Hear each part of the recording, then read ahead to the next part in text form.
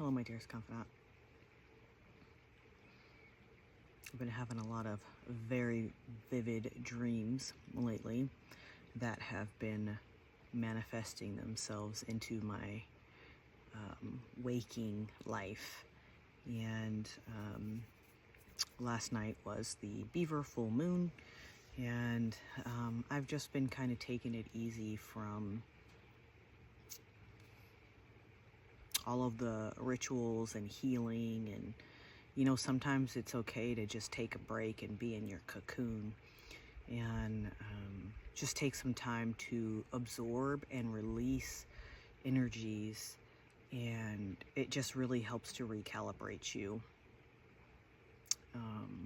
Been spending a lot of time with the horses. Lagatha had a hoof abscess that set her back,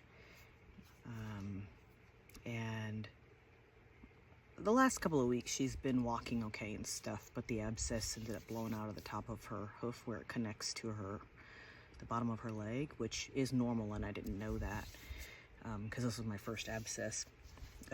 That part, there's still a crack there, so it's just tender and it's very susceptible to having stuff get in it, and so I've just been keeping an eye on that, and of course doctoring it every day.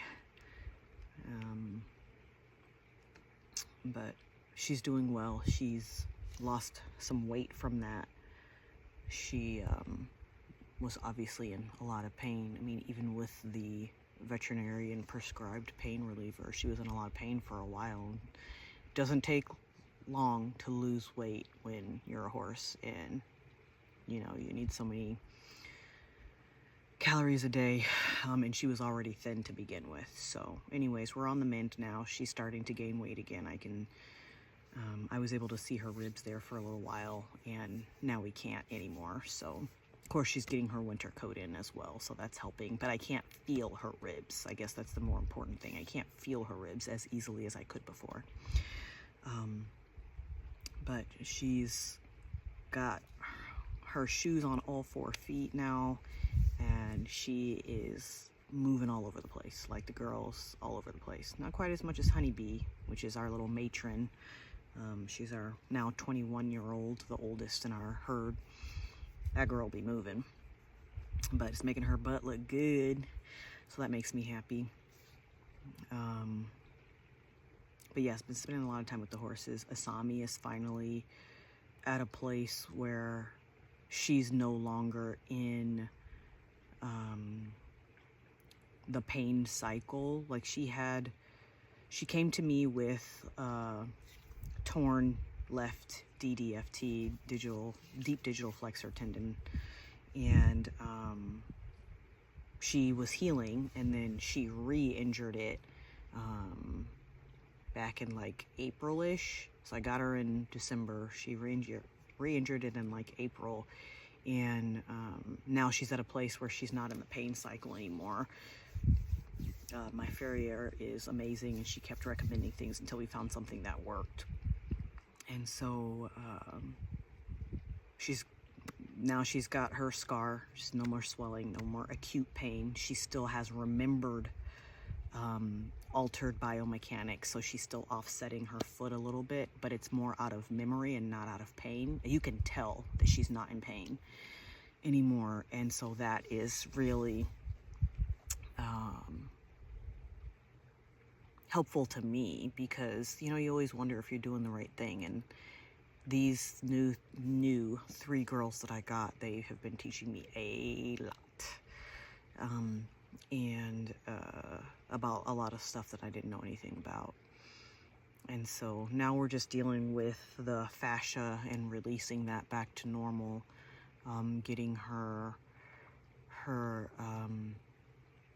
stride and all this stuff back into normal. She's doing fabulous though. She's been being worked under saddle the past week or so, and she's taken back to that very well. She had an aversion to being saddled because of the pain in her fetlock, and so we're working through that. And then of course holding her feet up for the farrier again. She's not in pain, but she is still unsure that she's not going to be in pain, you know, and then once she gets off of her foot, then she's like, oh yeah, I can hold this. I forgot I can hold this. It's okay. But I need to do some deep energy work with her because of the remembered trauma. I mean, much like me, right? A lot of the things that I'm going through now is all remembered trauma. Nobody's traumatizing me now. It's all stuff that I've been working through that is remembered. Like, it's in my DNA. It's something that I have to work out energetically. And so that's where we're at with the Sami. And then my little ladybug, she just being my little ladybug, living her little best ladybug life.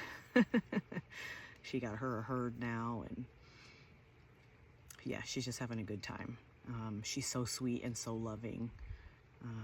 And it's like her and I can read each other's minds, you know, and that's the best place to be.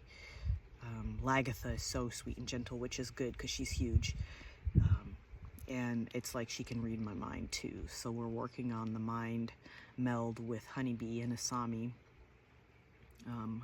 Honeybee just has a lot of, she's got some remembered trauma too. I need to do some energy work with her as well. She's very unsure of her surroundings, and she trusts, but she doesn't trust. So we're working on that. So anyways, there's all of that. But we're at the end of a 9-year karmic cycle. The beginning of that 9 years for me was right when my dad passed away unexpectedly. And to him it was expectedly, but we didn't know that he was, I guess, in stages of life. But a lot of stuff has happened since then, a lot of things that I am not proud of, and just a lot of changes and things that have gone on in my life. And, you know, I'm through all of that now, and so I'm trying to get to a place where I'm okay being seen. I think the last video we talked about that, right? The fear of being seen. And I changed my mind a lot because I talk myself out of things because of the subconscious fear of being seen. And I know you have it too. Like, you're denying it within yourself maybe, but you have it too. If you are extremely gregarious or charismatic, or extremely funny, or extremely reserved, all of those things are, you know, look over here and watch this while I hide this over here. All of those things point to that. So yeah, there's all of that. But I am pretty comfortable with who I am now, and that's important, as is for you. And I'm still waiting for the universe to really tell me what it is that I'm going to do with my life. And it's right there on the tip of my tongue, and I want to say it, but I also don't want to speak it because then there's that old I might change my mind thing. You know, I've been kind of putting it off. And yeah, it just goes in line with the things that I've already been doing, but just in a very slightly different direction. But all of it works together. I mean, my whole thing is there's no niche. We're whole here, right? And so it's really about understanding that all parts of you are valid. All parts of you are meant to be seen. Should you choose to show them, right? You're on your own life journey. I can't tell you what's right for you and what you should be doing. I can only tell you about my experience, and that's why I share. So I know my videos go a little longer than I originally had planned for them to, but I know that I share because it's helpful for someone that doesn't want me to know that they're watching. And that's fine. I don't need you to reveal yourself to me, but I want you to grow. That's what I want for you. I want you to love yourself. I want you to do things for yourself. because then it automatically transfers to your circle of influence, and that circle of influence continues to grow. And you know, it's so important that we do that, because when we can increase our magnetic field, we're influencing not only ourselves but those around us. Excuse me. And we are all one, but there's different aspects of that. And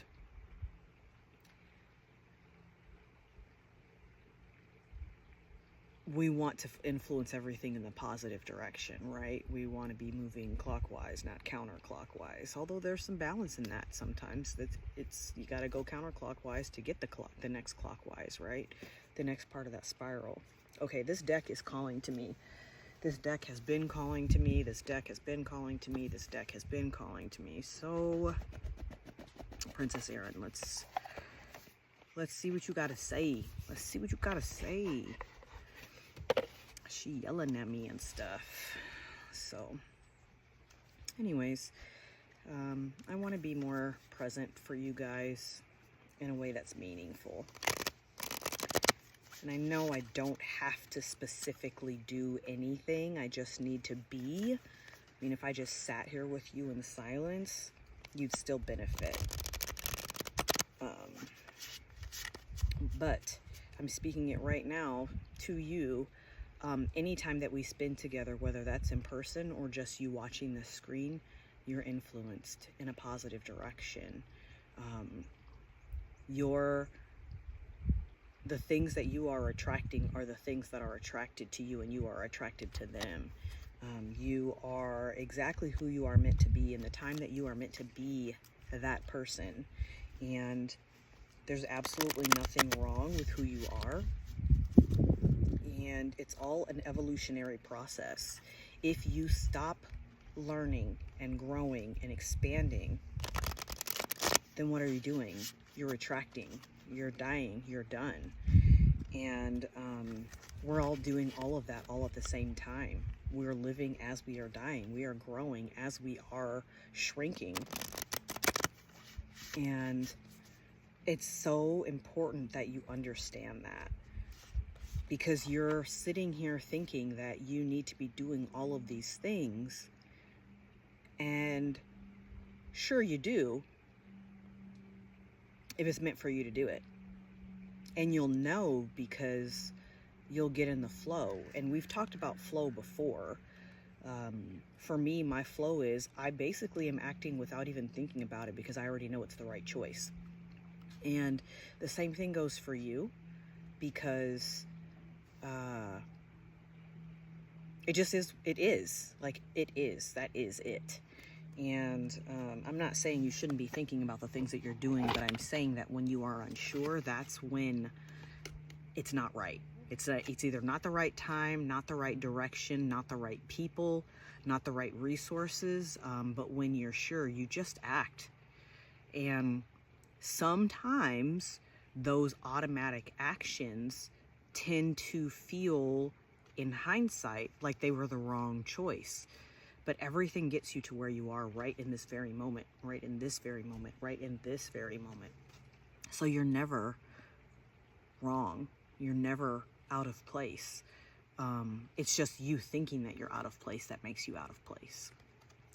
So this one is upside down. It's fruit. And it says achievement and success. Right now, you don't have achievement and success, but only because you're thinking that you don't have achievement and success. That's why this card's upside down. The card will be flipped right side around as soon as you believe that you're worthy of it, as soon as you get into that flow. And the only way to get into the flow, let's be clear about this, the only way to get into that flow is for you to slow the fuck down. So that way you can pay attention to what it is that you're actually supposed to be doing, where you're actually supposed to be right now. And obviously right now you're supposed to be here watching this video as I speak to you. And whatever day that you watch this video, this card applies to you.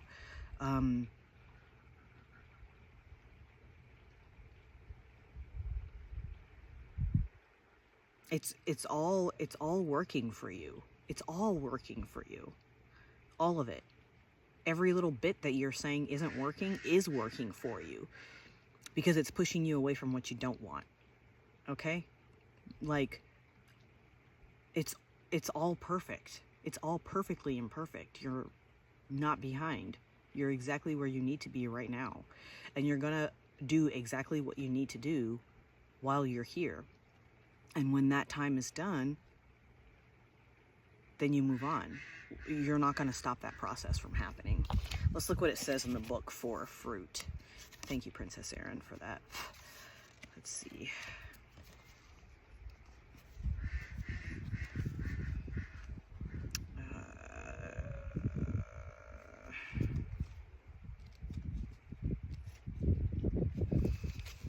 Okay, fruit is tangible proof of an achievement. When we say that something is born fruit, we mean it has been successful. In this way, the fruit card tells you that all your hard work has yielded a satisfying result, or is about to produce a wonderful result.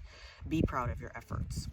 Producing something, a project, an object, a baby, takes time, energy, and attention.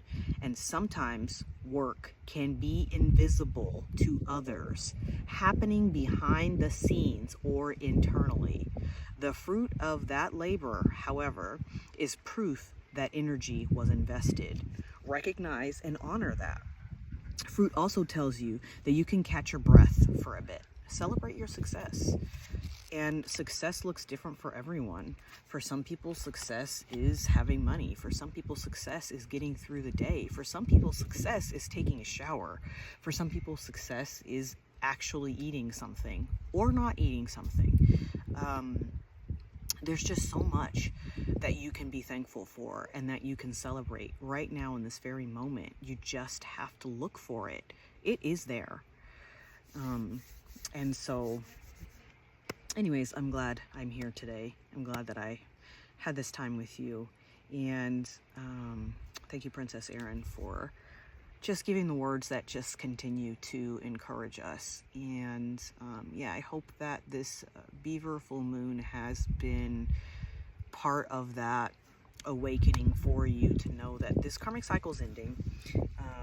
The 1111 portal is coming up, and you can put yourself in a different timeline. You can shift that energetic signature energetic signature of you feeling like you're not doing enough, or you not having enough, or being enough, or not enough. You can flip that right now.